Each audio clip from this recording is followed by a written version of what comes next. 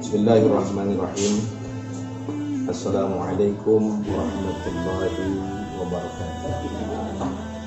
Bismillah, walhamdulillah, wassalatu wassalamu ala rasulillah Sayyidina Muhammad ibn Abdullah wa ala alihi wa sahbihi wa man wala. Asyhadu an la ilaha illallah wahdahu la syarika lah wa asyhadu anna sayyidana wa nabiyyana Muhammadan abduhu wa rasuluhu la nabiyya ba'da. Allahumma salli wa sallim wa 'azzim wa karrim ala sayyidina wa maulana Muhammadin wa ala alihi wa sahbihi ajma'in, amma ba'd. Puji syukur marilah selalu kita panjatkan kehadiran Allah Subhanahu wa taala.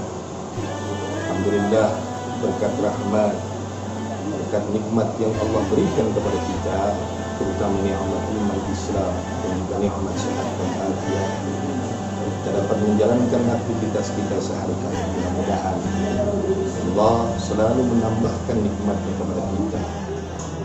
Salawat dan salam sejahtera semoga selalu tercurahkan pada baginda Nabi besar kita Muhammad sallallahu alaihi wasallam, yang mana beliau telah mendobrak angkara murka dari wabah dan musibah, serta membawa kita semua umatnya dari derita dan derita. Hadirin yang dirahmati oleh Allah Subhanahu wa taala.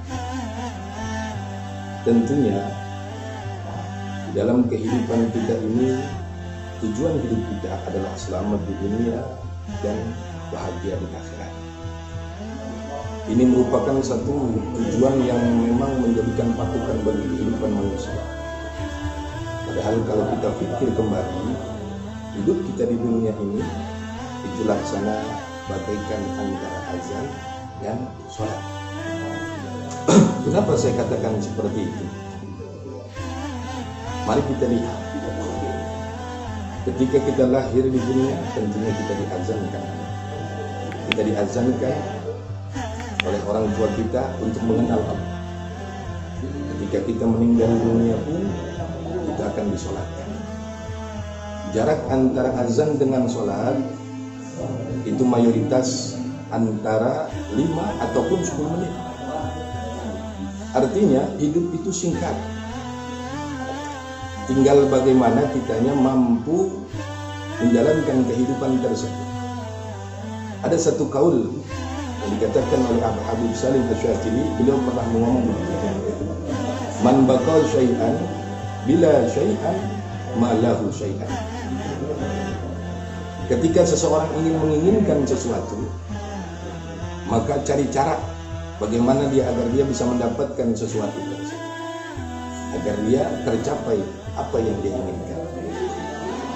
Artinya di dalam menjalankan roda kehidupan itu, tujuan yang kita harapkan adalah ingin mendapatkan kesenangan di dunia, keselamatan di akhirat. Kita harus cari cara. Bagaimana caranya? Karena hidup itu singkat. Kematian sedang ada di belakang kita. Makanya hidup itu antara dua pilihan, mengejar dan dikejar. Kalau kita tidak mengejar amal kebaikan, maka tentunya kematian sudah ada di belakang kita. Kita sedang dikejar-kejar oleh kematian. Idza jaa sakratul maut bil haqq, dzalika ma kunta min mutahid. Apabila sakaratul maut tersebut sudah datang kepada kita, justru hakikatnya kita malah lari dari kenyataan.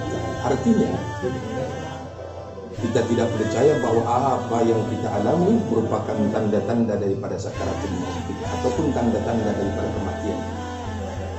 Hadirin yang dirahmati oleh Allah Subhanahu wa taala.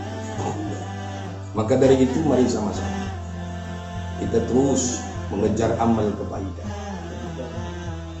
Karena hakikatnya kematian itu semakin hari semakin dekat. Kematian itu bukannya semakin jauh, tapi justru semakin dekat. Bahkan dalam satu kaul, dalam kitab Nasaihun Ibad di situ pernah dijelaskan, ada satu syair yang mengatakan, yaman di dunia hustagal qad garrahu tulul amal awalam yazal bi ghaflatin hatta dana minhul ajal al maut ya'ti baghtatan wal qabru sundukul amal isbir ala ahwaliha la maut illa billah. Wahai manusia yang selama ini sibuk dengan urusan manusia, dengan sibuk urusan dunia, qad garrahu tulul amal, hakikatnya kita berada dalam angan-angan yang tinggi. Contoh, ketika kita sibuk dengan urusan dunia kita akan menghayal, akan mempunyai satu keinginan, kehayalan yang tinggi. Awalam yazal fi ghaflatin, dan orang yang seperti itu dengan keinginan untuk selalu mencintai dunianya, orang tersebut berada dalam keadaan yang lupa. Ingatkan mereka agar jangan sibuk dengan urusan dunia kita, karena hakikatnya hubbud dunya rasul khati'ah. Cinta kepada dunia adalah sejelek-jeleknya daripada kesalahan, sejelek-jeleknya perbuatan. Jangan pernah kita merasa cinta dengan dunia. Ketika kita bekerja, ingat, harus selalu ingat kepada Allah SWT. Ada kalanya kita mempunyai kewajiban kita kepada Allah. Jangan kita meminta hak kita doang kepada Allah, tapi kita tidak pernah menjalankan kewajiban kita kepada Allah. Karena sifatnya manusia tersebut punya sifat sering meminta haknya, tapi tidak mau menjalankan kewajibannya. Ini sifat manusia. Kita minta hak kepada Allah agar diberikan rezeki yang banyak, murah dan lain sebagainya, tapi kita tidak pernah menjalankan kewajiban kita kepada Allah. Bagaimana hak kita bakalan diberikan oleh Allah kalau kita sendiri tidak pernah mau menjalankan kewajiban kita kepada Allah Subhanahu wa Ta'ala? Ingat, dunia itu sebentar. Jangan kita terpengaruh, terperdaya oleh rayuan-rayuan dunia. Dia dunia aqallu minal qalil wa 'ashikuha adzallu minal jalil. Ketahuilah yang namanya dunia tersebut aqallu minal qalil, itu lebih sedikit daripada yang sedikit. Wa 'ashikuha adzallu minal jalil, dan kesenangan daripada dunia tersebut adzallu minal jalil, itu lebih hina daripada yang hina. Hadirin yang dirahmati Allah Subhanahu wa Ta'ala. Oleh karena itu mari sama-sama kita perbaiki diri kita.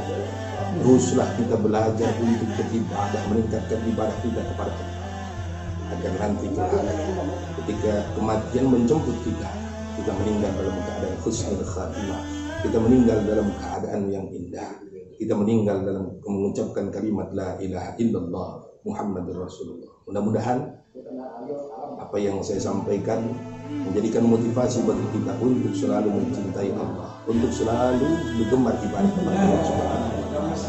Hakikatnya saya bilang tadi, tidak khawatir kematian kita tersebut bukannya semakin jauh, tapi justru semakin jauh. Ayo berbanyak ibadah, ayo selalu berbanyak berbuat baik kepada Allah, berbuat baik kepada manusia. Insya Allah kita akan senang di dunia dan selamat di akhirat. Mudah-mudahan bermanfaat. Bila liqa, Assalamualaikum warahmatullahi wabarakatuh.